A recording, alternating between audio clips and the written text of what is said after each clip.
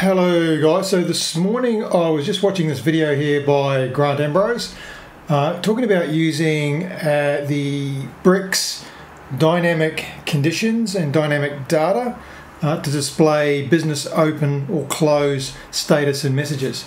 I've got a little bit of a different way of doing this, and I like to keep all of my options and settings all in a common place. So I'm going to show you another way of doing this. I use JetEngine. You could use Toolset, you could use Pods, Metabox, whatever you like, to create a global options page and put all of the stuff that is going to be used throughout the website. So email addresses, phone numbers, messages, information that you want to use throughout the entire site. I prefer to put that into option pages rather than sticking that into code in a code snippet. So I'm going to look at that. Now I'm going to show you firstly the option page. So this is my typical option page. This is a JetEngine option page where we have our typical details for a company. And I've also added this business hours here, which is a repeater. And it gives me a day, open and close field for each repeater. And then I've got a closed message. So what message do I want to show when we're closed? This is a default. And what message do I want to show when we're open? And again, we've got a default of we are open. So if I look at the actual business details that I've got here, this is my business here.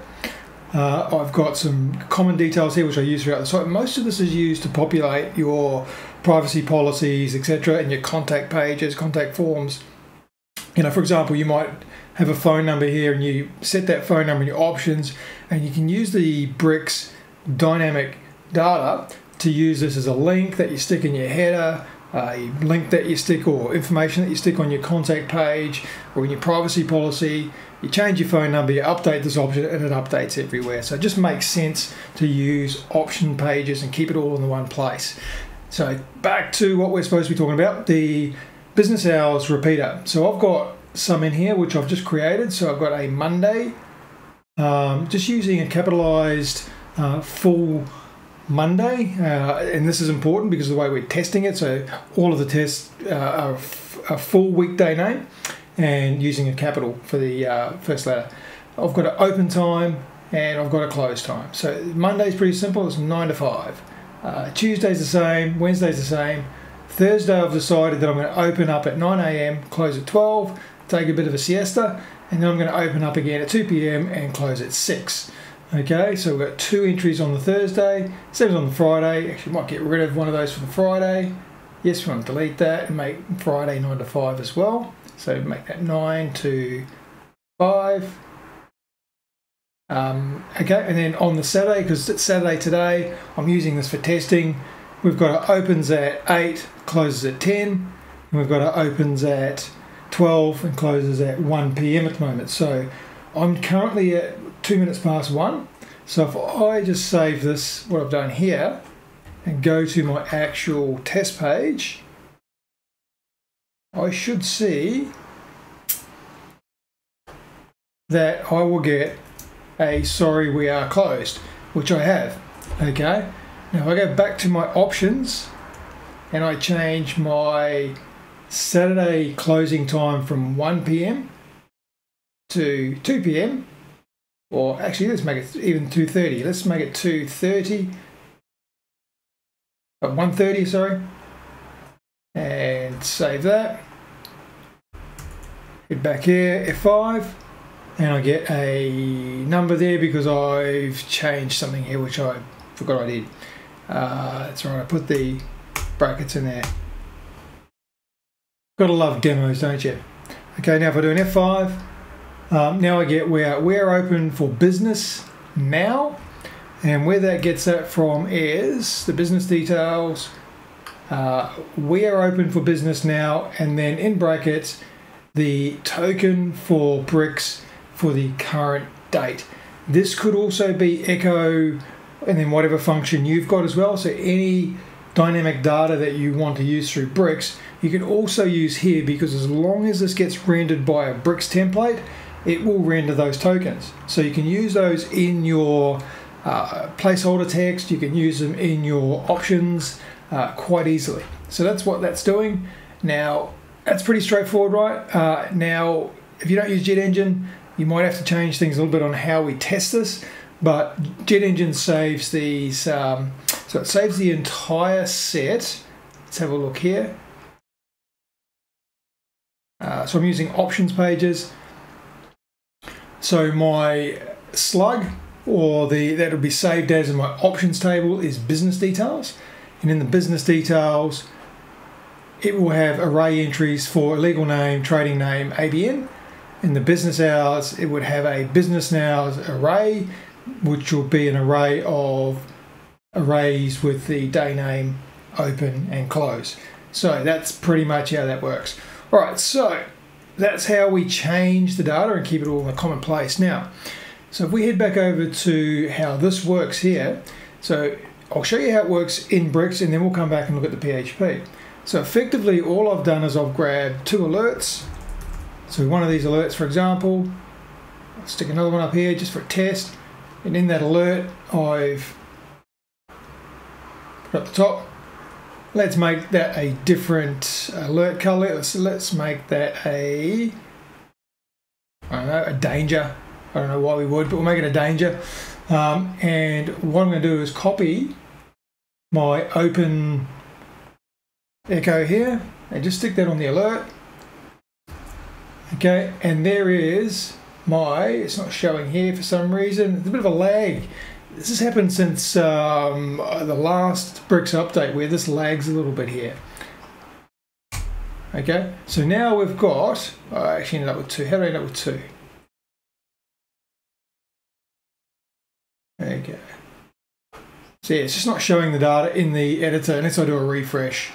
Very strange. Try pressing space.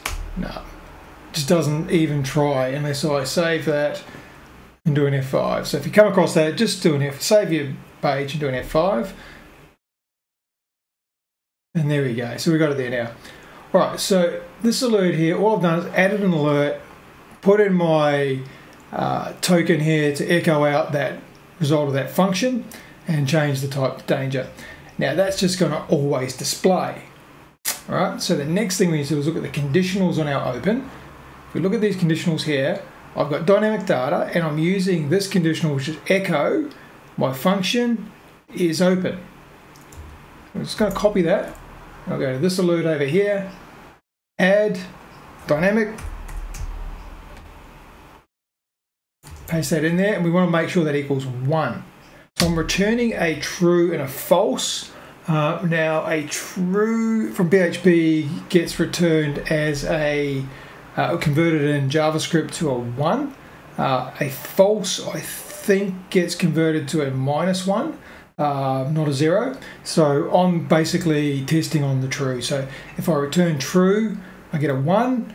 If I'm returning false, I'm testing for it not equaling 1. And it's the easiest way that I can reconcile this. So all I'm doing is saying, if it's open, show that. All right. So if I do an F5, I'm seeing that both of these are showing. If I go back to my options page and I set my close time to 12:30, and my current time down the bottom here is 1:07, and do an F5. So now we've got the sorry we are closed, and the other two alerts are gone. All right, so come back here. We're going to set our time back again. We're going to say we close at, let's make it 3:30 today.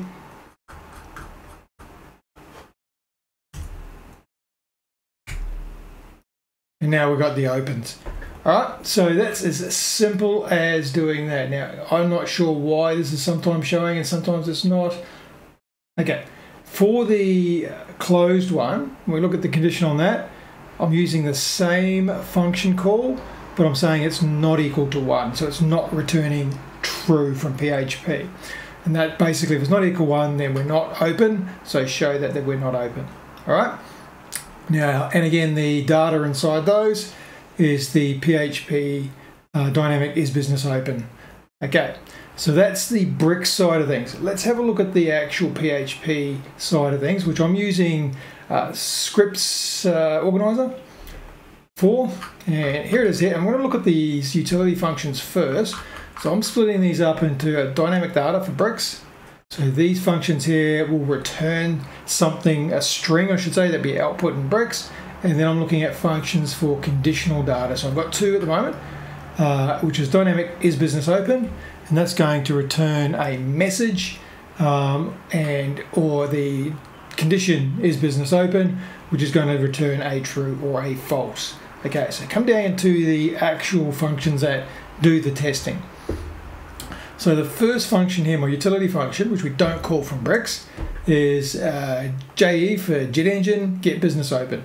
If we don't provide a day, it's going to then use the current day name, and that's the full day name with a capital first letter. Okay, so what we're doing is they're getting the details, is the get option business details, and if it's not set, we'll set that to a null. So if we go back to our here, so the options pages. So here's my slug here, business details. So all of that's going to be installed under business details. So get option business details is going to return an array of all those settings. Okay, if it's not there, we're going to return a string saying there's no details that have been set. So if for some reason we've deleted or not used the options page, we're going to get an error returned back to the bricks builder, so we know there's something wrong. We then, from those details, we're going to get the business hours. And if we have a look at the options here, so the business hours is under this slug here, or this array key, I should say, it becomes. So we're going to get the business hours. We're going to get the closed message. So the closed message here and the open message there, and assign those to variables here. If there's no day provided, then we're going to get the current day. And we're going to use WP underscore date, not PHP date. WP underscore date automatically accounts for the time zone. So it uses the settings through your WordPress dashboard and accounts for your time zone. If you just call date, it will be based on whatever your PHP settings are for your time zone. So I always use WP date when I'm working in WordPress, so that we get the actual date based on what's set in the WordPress settings. And the L, strange letter from PHP, but L returns a week name, a day name with a capital first letter. So if it's not provided, assume it's the current day. Right. In case we've supplied something here that doesn't make sense, we're going to check the array of actual valid weekdays and make sure the day is in there. If not, we're going to return invalid day provided. We're going to get the current time, and we just want the hour and minutes, because that's all we're worried about, because we know that we're going to match a day and then look for the hours and minutes that we're open or closed for. So we're going to get the WP date again. We're going to get hour colon minute. All right, we're going to set our default status to closed, and we're going to say our matched value is none. So the matched value we're going to call out is, if it matches one of these, it's going to be an array of the day, the open, and the close time. So that's what that's for. And we're going to iterate through our business hours. So that's all of these hours that we've defined here. Iterate through all of those. We're going to get the look at the value. So the value would be the actual item. Probably should call that item, not value. And if it equals the same day, so effectively here, our day here is Saturday. The current day is Saturday from up here. So it says, yep, the value for Saturday, current day is Saturday. So we're going to look at that particular entry or item, and we're going to compare some times. I'll come back to that bit here. So we're going to look at the is the current time, so the time on your clock, is it past the open time, and is it past or equal to, I should say, or is it before, and is it before or equal to the close time? That's what we're looking for here. So the simple then, it's the simple if the past the open time is greater than or equal to 0 and the before close time is greater than or equal to 0, then we're going to say that we are open. And we're going to get the whole value, which has got the day, open time and close time, and we're going to store that as the matched value. Okay, and then we're going to break out of this loop because we've already found a match, so we don't need to iterate anymore. Okay, so that's the first part about it, just to find what is the current day, what is the current time, does it match the day name, is the current time between the open and the close. That's pretty much all that's doing. I'll talk a little bit more about this when I finish this function here. Now, then we set a return value, which is an array. We set the day to the day name, the match to the actual match value that we found it in, and the status as to whether it was open or closed. Okay, and then if the status is open, we're going to get our message from our messages here. So if it's open, we're going to get this open message. If it's closed, we're going to get this closed message. Okay? And then we're going to return that value. So this actually returns an array, so you can't use this in Bricks as dynamic conditionals or dynamic data, because the dynamic data in Bricks is a string, and the dynamic conditionals, you can use a string, true or false, whatever, but it's a single value. It's not an array. It does not have that capability at this point in time. So this is only for the internal use of our function. So this is a utility. Now, I mentioned the function WPE compare times. That's this utility function down here. And what we're doing is taking time A and time B. We're getting from time A, we're exploding at the colon. So we've got hours and minutes, same as time B. And then we're saying time A in minutes is the hours, so it's the part time 0 times 60 minutes plus the minutes. And same for time B, and then we return time B minus time A. So basically it converts hours and minutes into the total number of minutes, so just basically multiplying the hours by 60 minutes, and then takes the second time, subtracts the first time, and returns the difference. So what that's going to do is that if time B is greater than time A, it's going to return a positive integer. If time B is less than time A, it's going to return a negative integer, and if they're the same, it's going to return 0. So it's a very simple comparison function, and then we can use that to work out, are we past our open and were we before our close. So these should be, in both instances, because we've reversed the logic here, these should be positive integers to state that they're actually valid. Okay, so that's what those methods there do.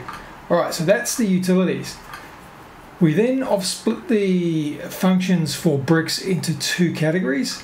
So I've got my dynamic data and I've got my dynamic conditionals. Now this will be the first one we'll talk about because that's the easiest one to look at. So this is what we're calling this WP condition is business open. Let's have a look at that. If we look at our open, we look at our conditionals, we're calling WPE condition is business open. All right, that's all we're calling, and that is then we're just using we're not passing in a day because we just want to know on the current day is this business open, right? Now you could also use this, for example, if you've put in here, if you wanted to know what's happening on Wednesday, you can do brackets on Wednesday.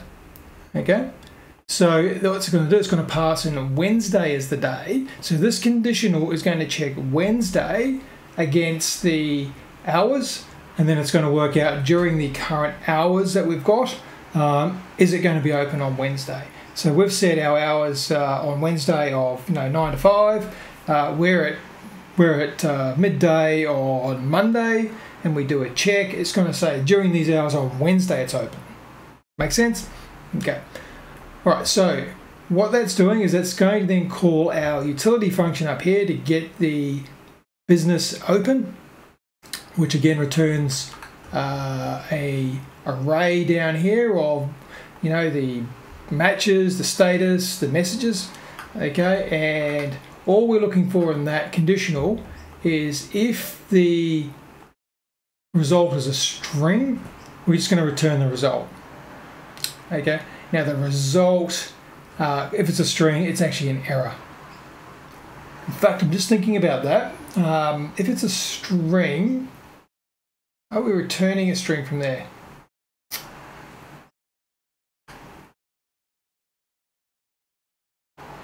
I can't recall. Anyway, so I'd say this probably should be, if it's a string, we probably should return false, because what we want is an array. So if we got a string back, it was probably an error that we got. So let's return a result as false, which means it's not going to display. All right. Otherwise, we're going to return result status equals open. Right. So down here, if the status is open, the status here, if it's open, meaning that during the hours on the current time, current day, it's open, we want to actually say that it's equal to open, so we're going to return true. If it doesn't equal open, in other words it's closed or whatever, it's going to return false. So it's a very simple, if this equals that, return true. All right, and that's our conditional. That's all we need for the conditional. So that alone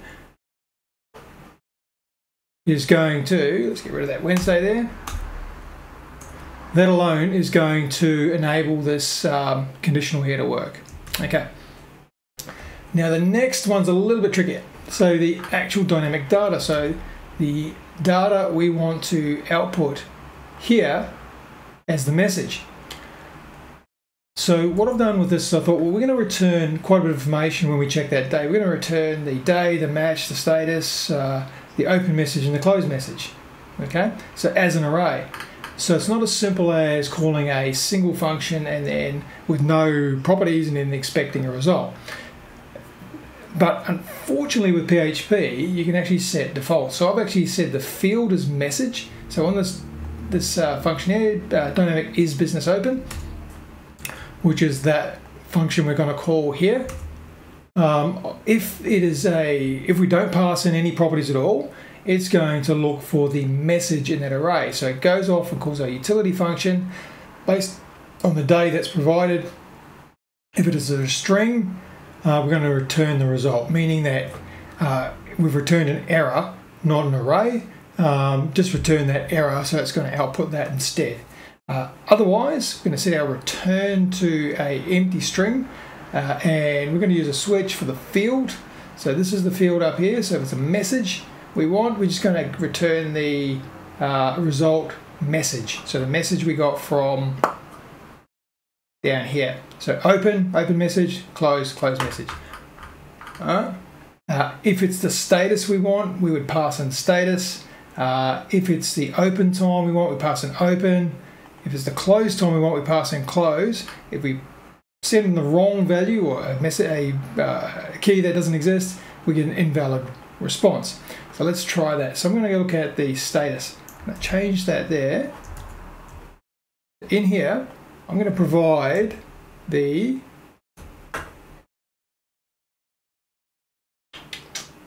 status. Did we set this to be open or I can't remember now? So if I change that to be status, status,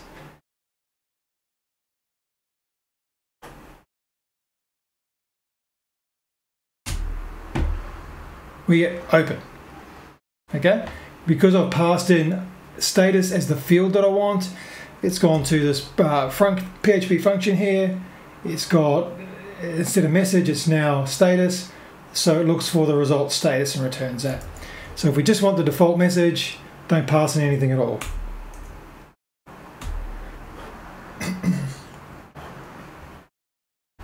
Okay, so that's pretty much how this all works. And so I think it's a really cool way of doing things. There's many more things that you can do with this.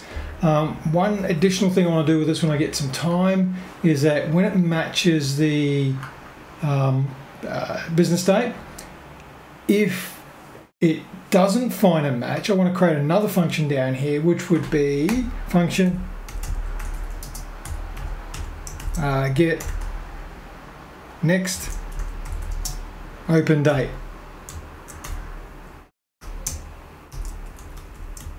Time. So this function here, what I would probably do is call this function. If it returns a no match, then I would look for the next available time that's open and return that. So you can say, what you could do then is that when you've got your closed, you can say, sorry, we are currently closed. You would then have another field down here, which would be something like that, dynamic next business open. Actually, let's just call it that. So I would probably call it that.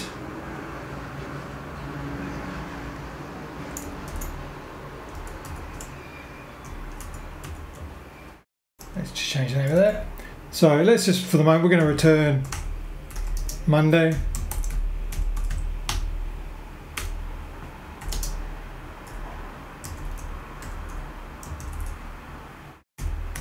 Now that's obviously not going to be valid for now, but when we look at, so yeah, we'll save that and have a look at our front end now. We're open for business, so we're open, so it's 1:25. Let's go back to business details, and we're going to set our close time to something before 1:25, say 12:30.